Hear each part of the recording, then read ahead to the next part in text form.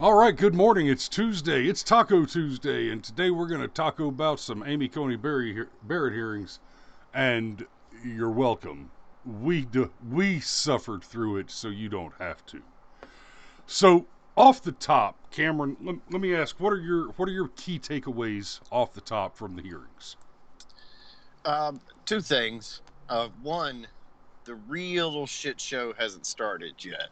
I I just find agree. it very hard to believe that there's not going to be some last minute, oh my God, she's unqualified because she gang raped a bunch of boys or something. Yeah, like I Um, pointed out I already cut a video about Cory Booker's performance from yesterday. I don't know if you watched that yet or not, but it's oh, it's a fantastic thumbnail. I grafted Two Faces torn up torn up left side onto Cory Booker to highlight his switching positions, and there are a couple of things that were highlighted throughout the hearing yesterday.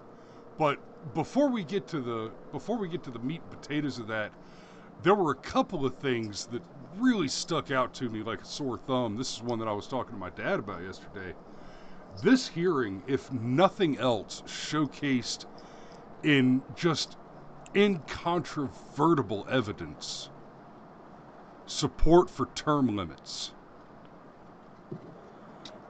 Because many of the senators who spoke yesterday are so old and thereby enfeebled by their age that they couldn't reliably, consistently, or smoothly read through their own damn notes. And that's on both sides. I had a couple of problems with several people from both sides, but on both sides of the aisle, there were several senators. It's just like you're you're dead already. Go home. uh, A the other hundred years thing, is enough time in the robes, my friend. Go. the other thing that really struck me was just how um, it's very obvious that they're trying to make this about the Affordable Care Act. Yeah, and nothing else. Like, I was actually a little bit surprised how little attention was given to Roe v. Wade, all things considered. They want the Affordable Care Act question to be the question. Which I'm good with.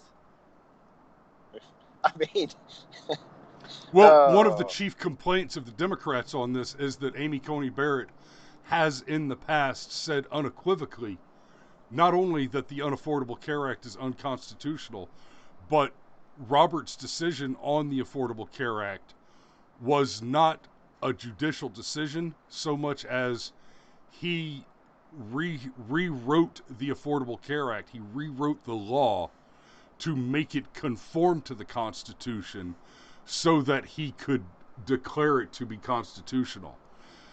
Guys, that's not an opinion.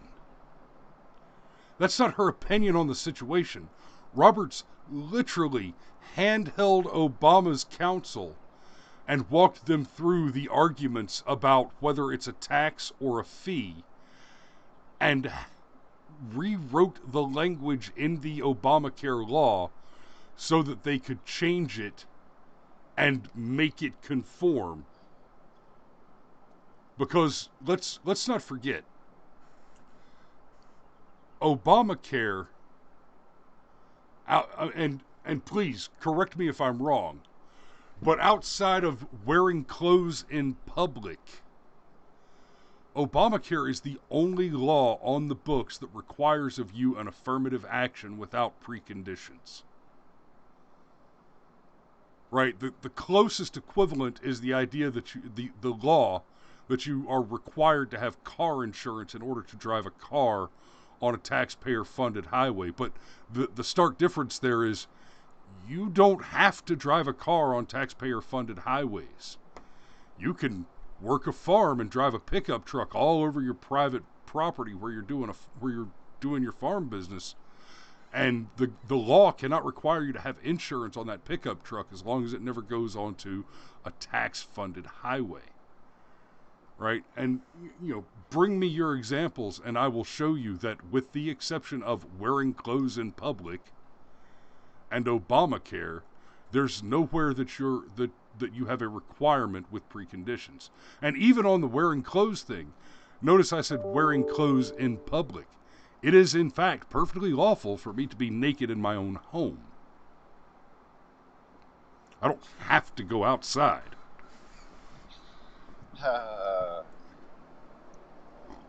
Yes. I listened to a good bit of the hearings. I didn't listen to all of them. In a lot of ways, it was just so boring. Like, every single senator gave this long speech, and I swear, like, the Democrats must have just sent out a memo, because almost all of them said the same thing. We're rushing this through. It's about Obamacare. It's unacceptable that, and they kept hitting this thing with Ruth Bader Ginsburg hadn't even been buried yet. Like, yeah. There is one thing the Democrats are very, very good at. One of us. One of us. Yeah. They're a hive mind.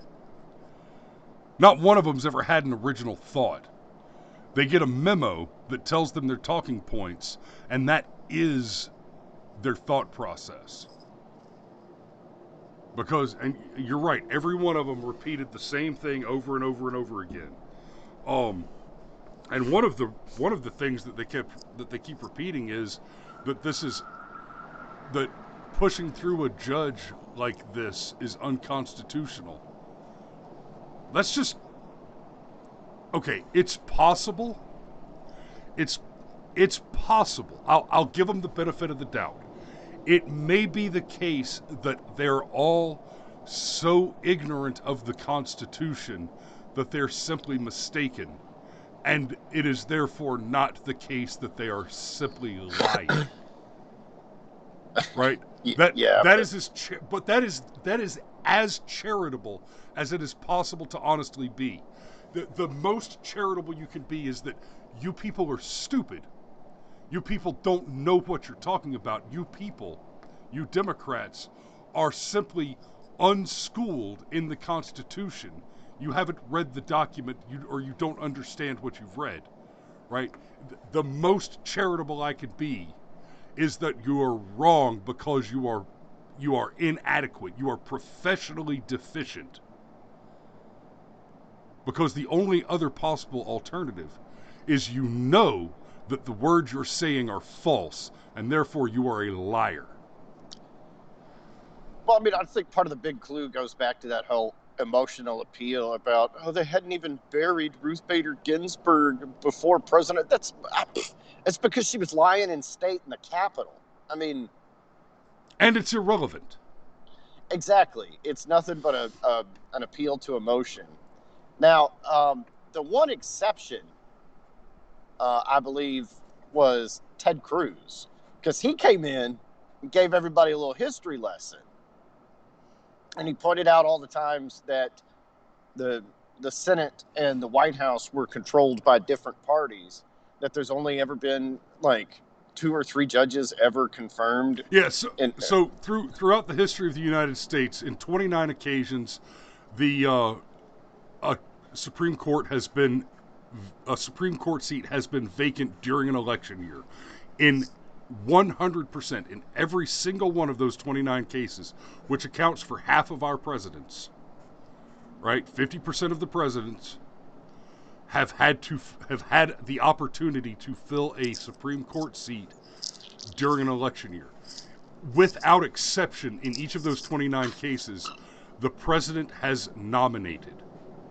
In 19 of those 29 cases, the president and the Senate were controlled by the same party, right? In 19 of those cases, you had a Republican Democrat president with their party controlling the Senate. Of those, only twice, so 17 out of those 19, only twice has the party not confirmed the nomination. On the other side of that, you have the other 10. In the other 10 cases, the White House and the Senate were controlled by opposite parties. Of those, only 2 have been confirmed. So the precedent is clear. When Obama nominated Merrick Garland, there was a very, very low probability against history and precedent that Merrick Garland would be confirmed. And to nobody's surprise, he was not confirmed. Whereas in this case, there is a very, very low probability that Amy Coney Barrett will not be confirmed. And so nobody's going to be surprised when she is. Now, if we have a couple of Republican traitors like the late John McCain or good old Mittens McRomney, who fight back and decide that they're gonna take one for the establishment or whatever, there is a it's a stretch, but there is a slim possibility that Barrett does not get confirmed. And by the way, if Barrett does not get confirmed, and the Republican that breaks ranks gets reelected, y'all should just secede, because at that point you've surrendered America to BLM and Antifa. You've decided that you prefer fire and hate to law and order. The other one I feel like is worth talking about on the Republican side is Lindsey Graham, because obviously guys like us have said we don't even need to do the hearings, because technically we don't. It's just a thing that the Senate has chosen to do as part of the confirmation process. Yeah, the hearings are not part of the constitutional process. The constitutional responsibility of the Senate is to advise and consent. And unlike what Cory Booker suggested in his 2016 interview, it's not that the Senate shall advise. Booker tried to argue that the Constitution says the president shall, as in must, nominate, and then the Senate shall advise and consent, as in they don't have a choice to not confirm, which is incorrect. I mean, obviously Booker doesn't understand the Constitution. But maybe it needs to be written in Spanish. I've heard the boy speak Spanish. He'd have better luck in Latin. I mean, let's be real. Spartacus is dumb as a box of rocks. As is everyone who ever voted for him. So the process does not require the hearing. That is a formality. Now, in my opinion, it is a good formality. It's kind of a way for us to for we the people and for the members of the Senate to get to know the judge before she's seated. That's reasonable. That's perfectly reasonable. But in no way is it a requirement. And part of Graham's opening statements, after he went on about the various details of the precautions they've taken to make sure that everybody's safe with the COVID, so that we don't lose a bunch of senators to the coof, God forbid. By the way, there is not a currently elected politician whose passing I would actually mourn. Not one.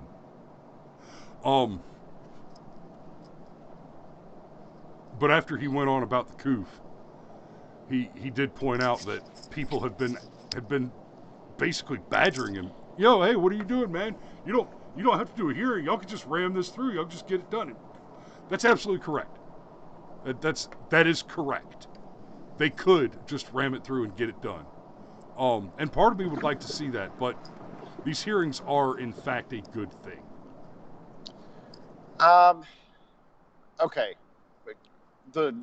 With regard to Lindsey Graham, I don't know if you caught it, but at one point in time during his remarks about not ramming it through, he actually had this throwaway line about, that's why I don't listen to the radio anymore. Yeah, I caught that.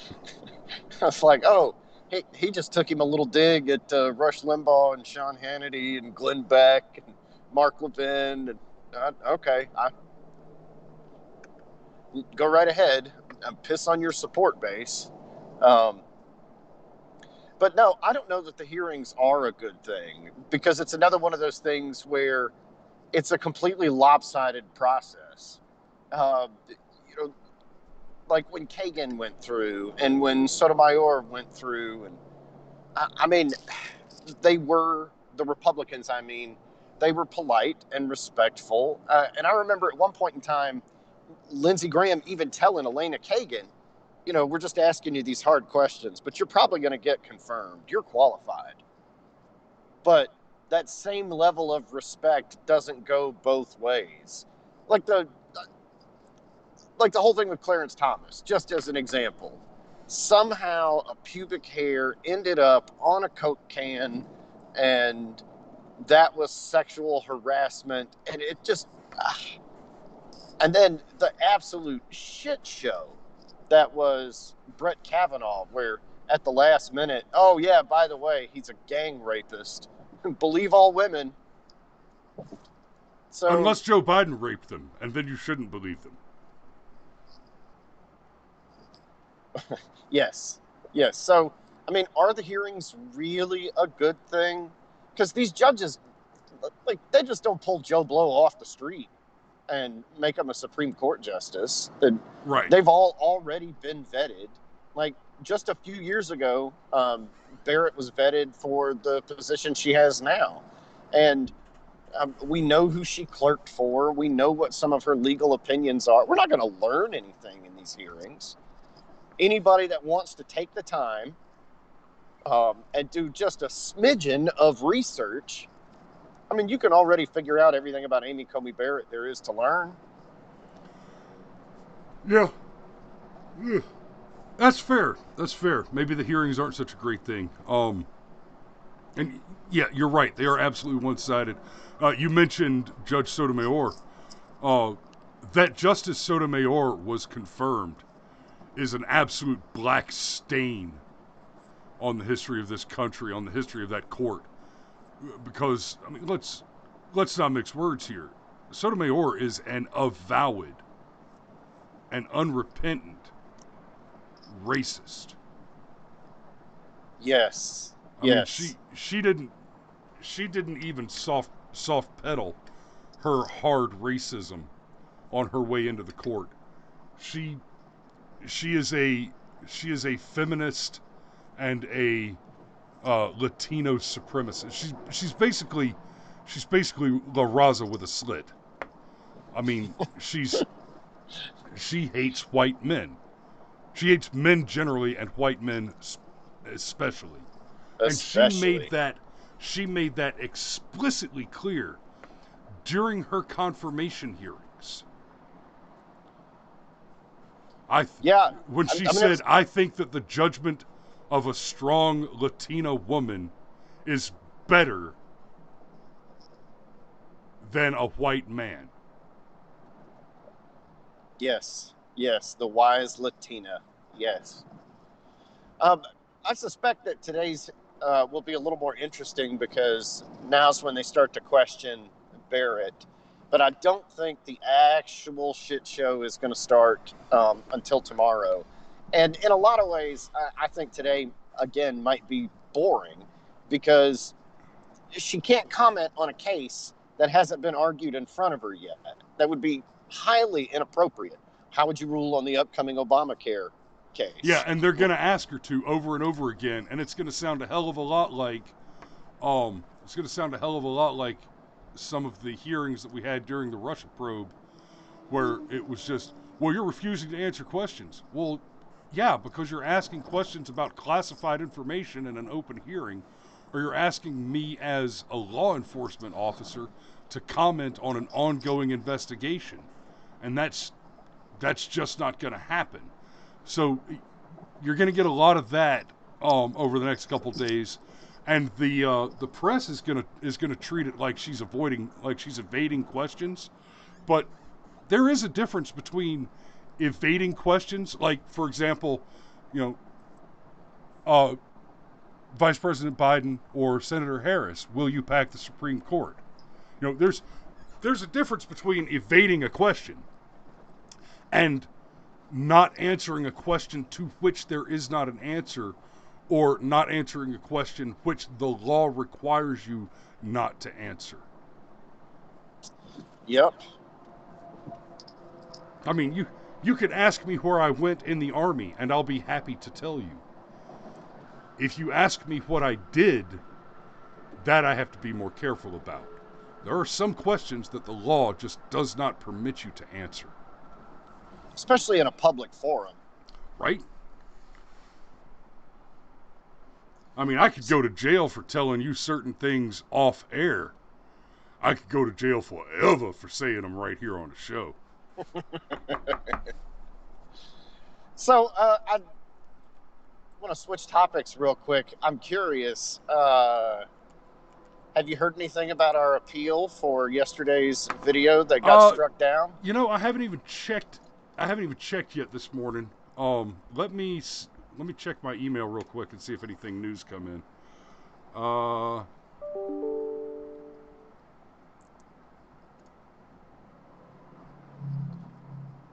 You think somebody just got offended when we talked about Sarah Silverman having a great rack? I doubt it. I don't see how that would be it.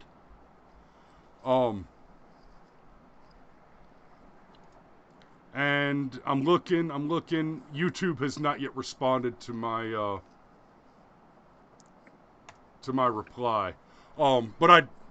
So I did send a reply yesterday. I sent an appeal to YouTube. In my appeal, I did ask for more detail because in the takedown notice they didn't list a reason. They just said that the content violated their terms of service. And so which one? They didn't say, right? So in my appeal, I sent a link to a search where I just went on YouTube and I searched for naked celebrities get out the vote or something like that. And literally thousands of other videos where not only are they talking about the same topic, they're talking about that exact video, that precise video, but they're, thousands of these videos. The thumbnail, just like ours, included the picture of Sarah Silverman holding her tits like that and had the word boobs in the title, right? And knowing the conversation that we had about it yesterday, where we cracked a couple of jokes, a little tongue in cheek, but seeing the people who have talked about it, like Steven Crowder and Ben Shapiro and Michael Knowles, I know they cracked a joke or two in there somewhere. In fact, I watched the Knowles video. He cracked a couple of jokes about the desperation and all that. Basically, if it is the case that our video was violative of the terms and conditions, then it is also the case that those several thousand were indeed also in violation. So my appeal, I also made the claim that this sort of takedown is clear bias, clear targeted censorship, and a clear violation of your Communications Decency Act, Section 230 immunity as a platform. And that's one of the big things. Like, honestly, we do one show a day, right? And the objective is we're doing 2 a day this week, and it's gonna end up being more like 3 or 4 a day this week. Like, I did 4 shows yesterday. So it's gonna look like that a lot this week. As soon as we get off the air this morning, I'm gonna go back over to the Maxell building to see what the lines look like, and if I can get in, I'm gonna vote, and if I can't, I'm gonna go live and tell you guys that it's not your day. But if I can get in and vote, and I come back out and it's not super crowded, I'm gonna go live. That'll be on Facebook because local. I'll go live and let everybody in Conyers know, hey, it's a good day to vote. The crowd's under control. Y'all can get in today. Wow, the Maxell building, that's still where it happens? Yeah, and brother, when I got there yesterday, there were 2 lines coming out the door to go into the building. There were 2 lines. They come out the door, and then they split. And one line goes down one side of the building, the other line goes down the other side of the building. Both lines. And Cameron, you know what the Maxell building looks like. It's a big building. Uh-huh. It's a big old warehouse. The line split coming out the door, wrapped around the building all the way around it. Both lines, both sides, both directions, and back over to the street that goes away from it up toward Irish Drive, and the line stretched down that. I saw some comments on Facebook later in the day, people saying that they got there at 7:00 in the morning and voted at 1:15 noon. So, yeah, in Georgia, you've got until October 30th to vote in early voting. So for me, I'll crawl over broken glass and shoot my way into the polls to vote for Donald Trump this year. But that doesn't mean that you need to sit in line for 5 hours. You've got another 20 days. Well, what's today? The 12th? 13th. Okay, so you've got 17 days. And election day. Steve says over 126,000 early voters yesterday. He was in and out of his polling place in 20 minutes. Yeah, not in Conyers. Oh, and I didn't mention this on either of the live streams yesterday. On my way into the polling place, first thing, I noticed that there was nothing but Joe Biden signs in front of the polling place, and it kind of pissed me off. And I immediately thought to myself, hey, I'm going to call my buddy Larry Cox. I know he's got some Trump signs, and I'll call him, and I'll go pick those up, and I'll make sure that they're put out in front of the building today. And then I went through, saw that there weren't any Trump signs, had that thought, went down the street and met Zaluska the Slav for coffee. We had a nice little chat and hung out. By the way, Steve, Cameron, this was the first time I've seen Zaluska in, what is it, brother, like 3-4 years? Damn, that's a big old boy. Y'all know Alex. He's a foot taller than the last time you saw him. we had that moment, that conversation where we're standing there looking at each other in the eye and having this is weird, isn't it? Yeah, it's fucking weird. Yeah. It's weird to look somebody straight in the eye when you're 6.5 feet tall. It's not something that happens very often.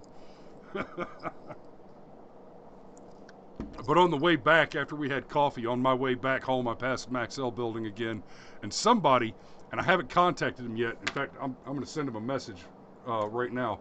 But somebody got around and did put some Trump signs out there. So, I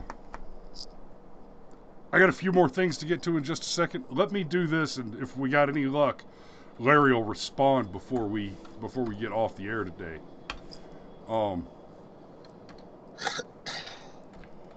What else you got this morning, Cameron?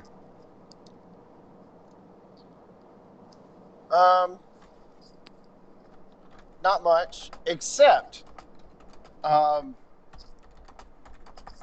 despite saying that it's a dung heap, Rush Limbaugh has officially entered the Twitter sphere.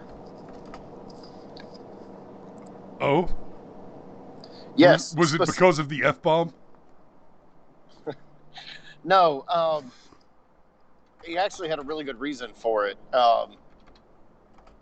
This election it's for all the marbles. It's either going to be pro-American or anti-American. Like, Hillary she's a thief. She's a con man.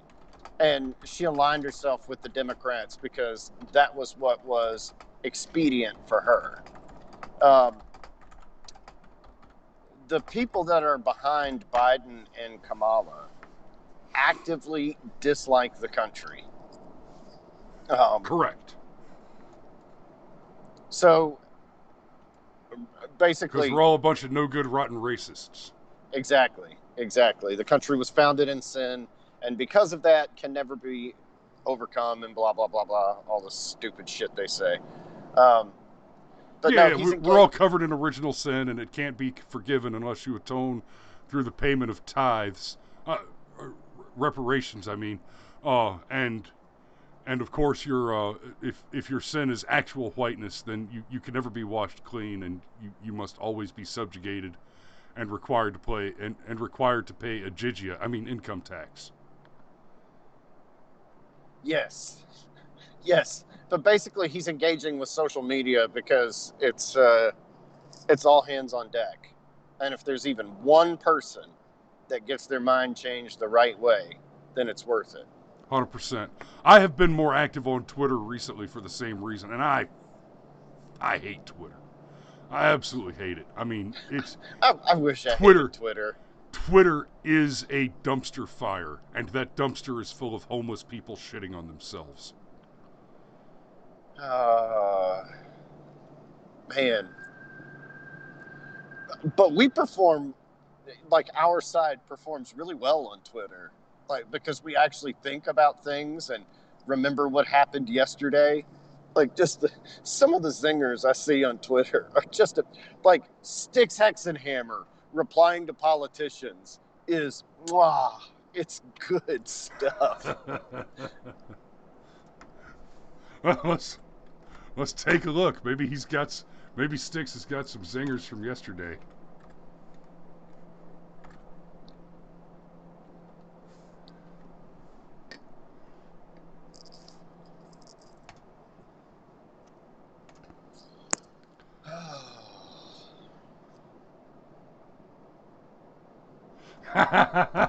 Yep, there you go. And excuse me, Cameron, I know you can't see it right now. It's just got a picture of somebody wearing a Chinese communist flag as a bandana, and it says, "The feds won't let us burn down buildings and assault random people. We truly live in a fascist country."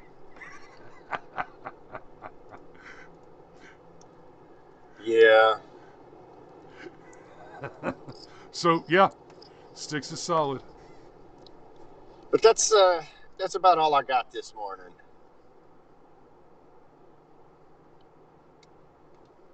Okay. Well, I had some articles pulled up that I wanted to go through, but look, let me get back to. We never even got into that. Yeah, we never even got into that. Whoops. Okay, let's chat about that real quick. Let me get back to my notes for a minute. We talked about how the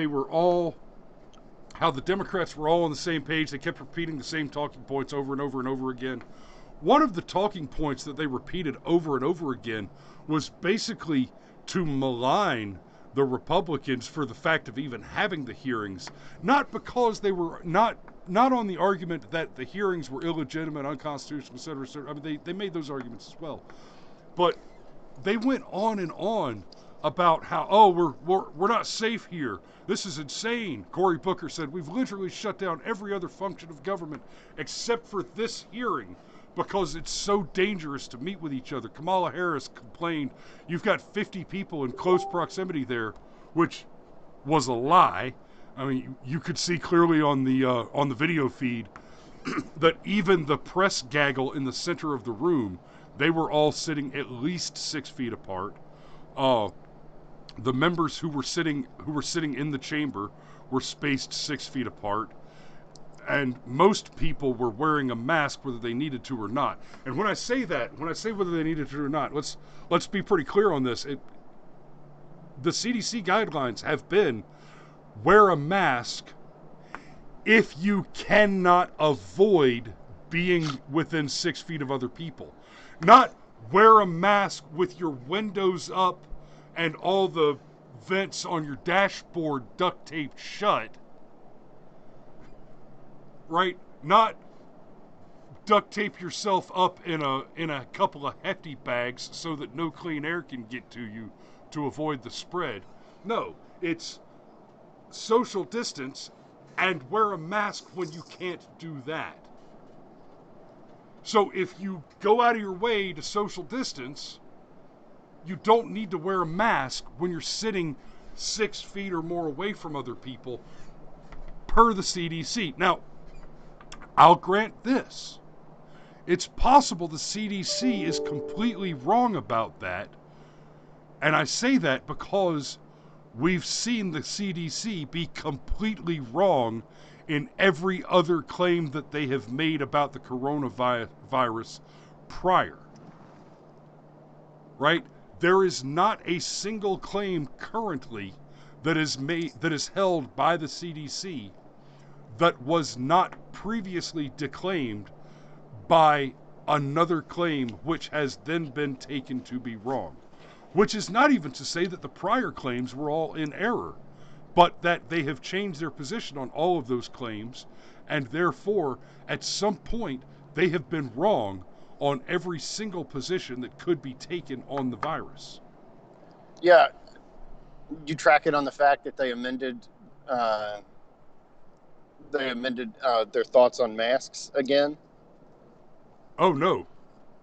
I saw that the World Health Organization just came out vehemently against lockdown protocols. Oh man, makes poor people poorer. No shit. It also makes them die of suicide and drug overdose. Oh, CDC changed its position on masks. Basically, it amounted to some masks are more effective than others, and that some of the masks are counterproductive. And I mean, it's just a mess.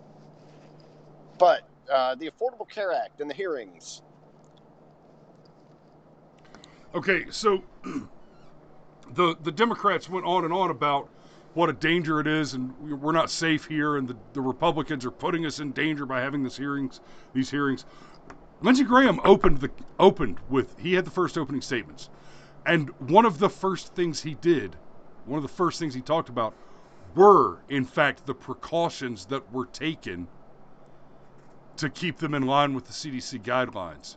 And, of course, Kamala and Corey and all of the Democrats virtue signaled about. And it's not just us. You're putting the cleaning staff, the janitorial staff that have to come in and clean this building, you're putting them at risk. And just shut up. Just shut up. You're not wrong. You're lying. And you damn well know it. You damn well know it. Yeah, lying poorly. It's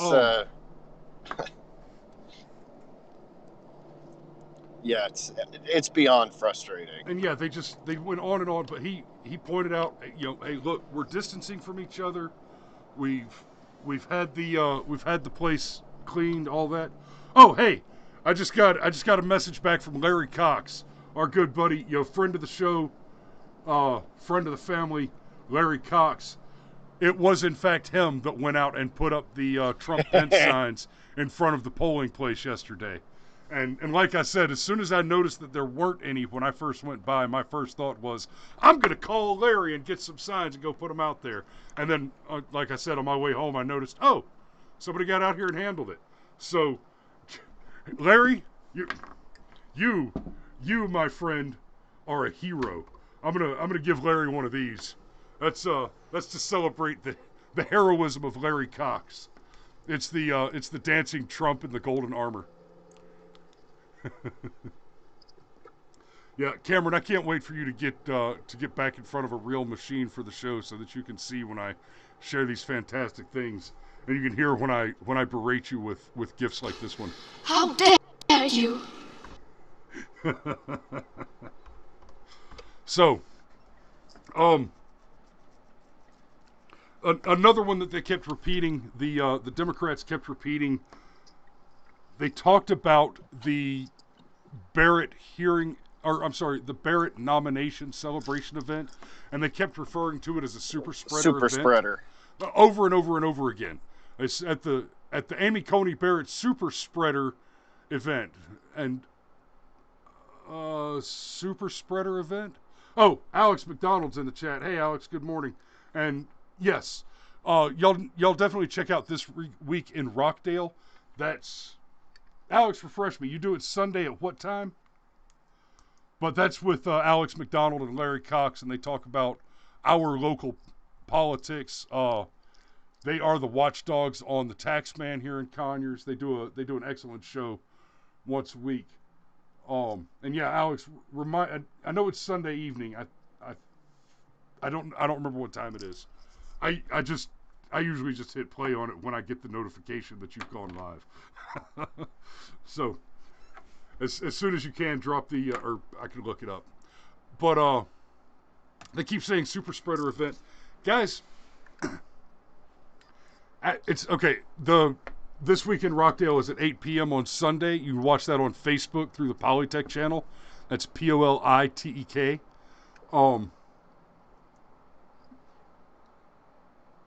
This week they're going to have Rep. Dale Rutledge on. So it's always nice to actually hear from our politicians. And that's one where you can actually engage the politician directly. Because they're live on Facebook, so just like this show, you've got the live chat. You can type your questions in there, and directly engage your elected officials. That's good stuff. It's almost as cool as being able to engage me directly through the live chat. So they referred repeatedly to the Barrett nomination event as a super spreader event.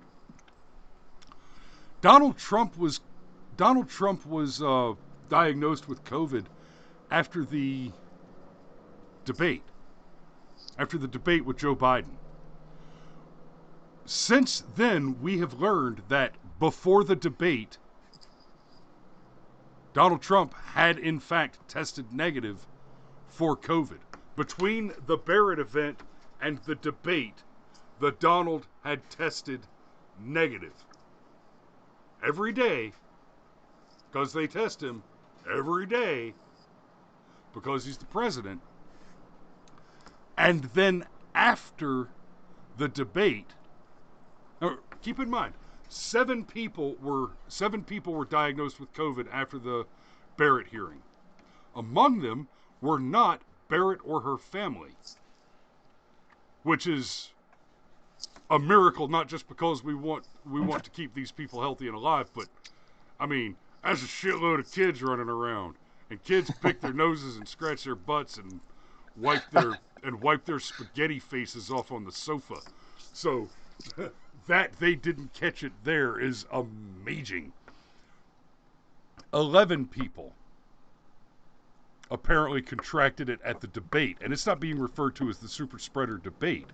And we have also since learned that at the top of the hour on the presidential debate, when Chris Wallace went out of his way to say that the people here at the location where they were having the debate had taken X, Y, and Z precaution, and everybody had been tested coming into the building, and they had cleaned this, and they had disinfected that, and I mean, he listed the precautions that were taken. We have since learned that that was false, that none of that happened, that they did not take the precautions that Chris Wallace said they took. And, oh, look at that. But is this being referred to as a super spreader event? Well, of course not, because it's clearly the fault of the debate commission. And it is, to a lesser degree, also, it is less clear than that this is the fault of the debate commission, that 11 people turned up sick afterward. It is slightly less clear that Donald Trump was in fact infected at the debate. It is still possible that he was infected at the Barrett hearing, but the timing doesn't work out right. The timing is improbable for him to have tested for him to have tested negative a few times before the debate began. Oh God, That's my yeah, backup sensor. Your bitch beeper. I got you. Yep.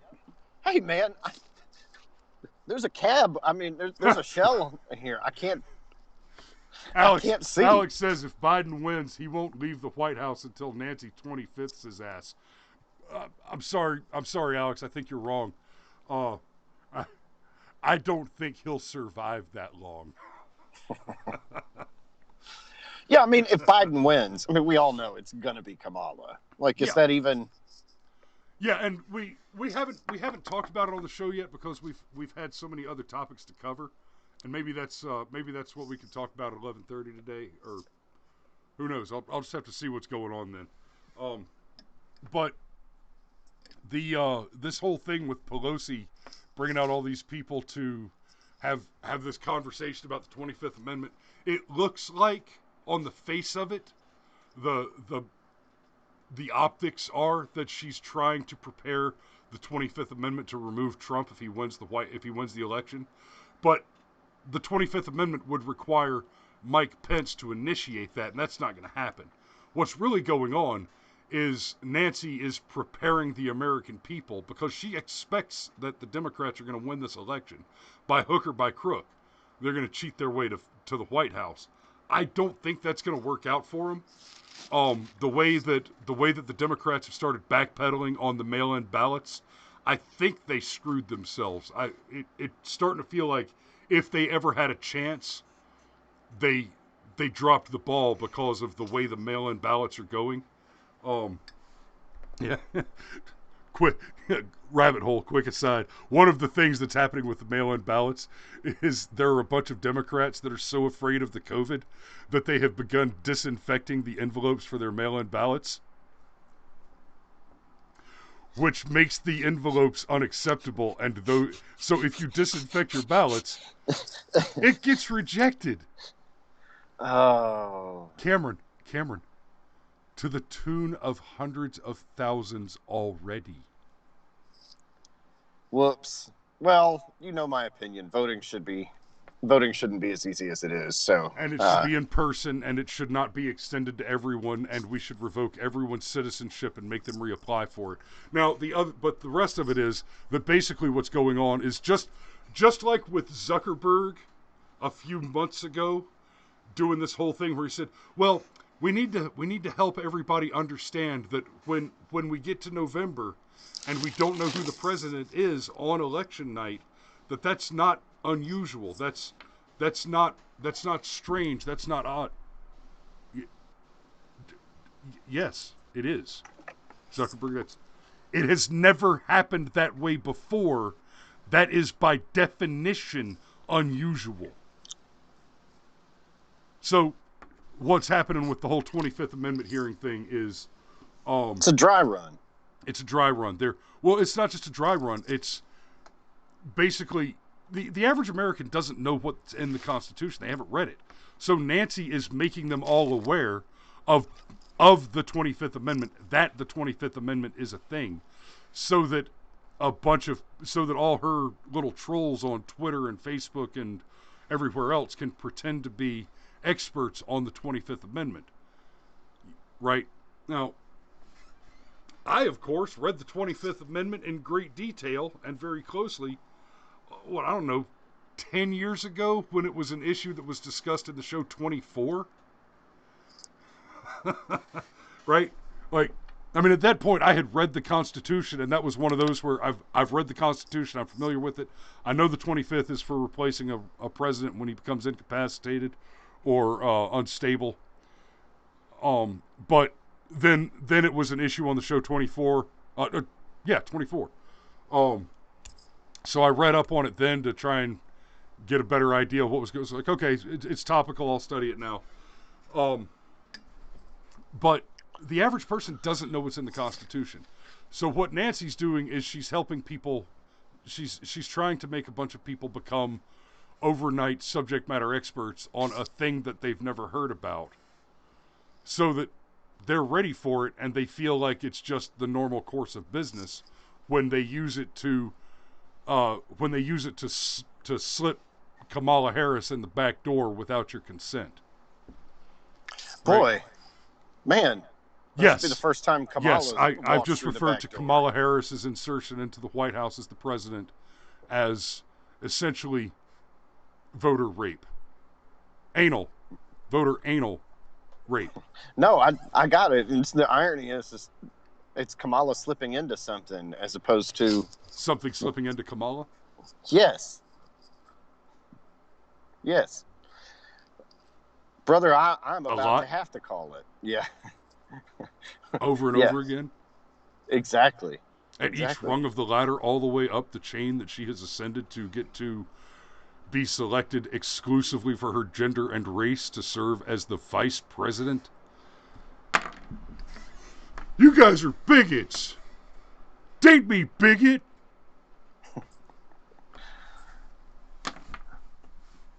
But yeah, Your man, immutable characteristics should not be those on which you are chosen you are selected to perform a particular profession.